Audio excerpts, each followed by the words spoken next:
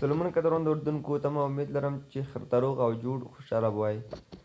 قدرمنو دوستانو په نننۍ ویډیو کې مې تاسو لپاره د کرنسیو چینجولو په هکله معلومات راوړي دي، څنګه کولی شو په بایننس کې یوه کرنسي او بلې کرنسۍ ته چینج کړو، تبدیلی کړو.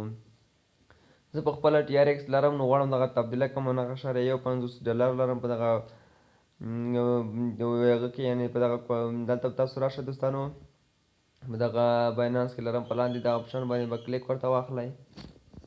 دلته اوس موږ ته یو اپشن دوستانو راکوي، هغه اپشن به اوس دلته زه تاسو ته وښیم چې دغه کوم اپشن دی. د پاس اپشن به موږ ځینې لرې کړو او دلته به اوس تاسو کتلی شئ، دلته به اوس موږ ته اپشن راکړي. تاسو کتلی شئ دغه دی کنورټ دی او بل سپورټ اپشن دی. موږ ځو په دغه کنورټ اپشن باندې ورته کلیک اخلو.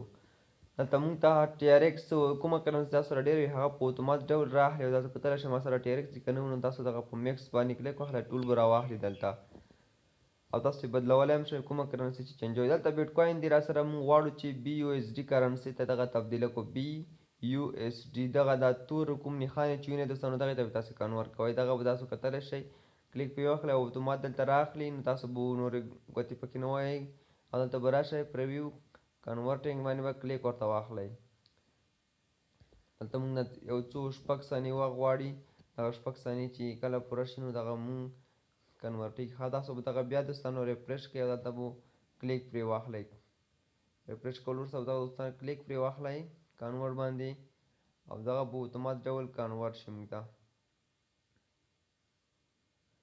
دغلته که دوستانو که موږ دغه ته کنورټ شي دوستانو دغه ته کله کلیک واخلئ کنورټ به شي. تاسو کتلی شئ کنورټ سل ویو هسټوري باندې به کلیک واخلئ. ویو هسټوري نه چې کله کلیک واخیستل تاسو کتلی شئ دوستانو دغه کمپلیټ شول او دغه کنورټ شول. 114 ټي آر ایکس کنورټ شول، ټوله چې څه کم $9 کېدل. دا مکمل دوستانو تاسو کتلی شئ $9.50 یعنې $9.5 دي. دغه موږ مکمل کنورټ کړل دغې کرنسۍ ته.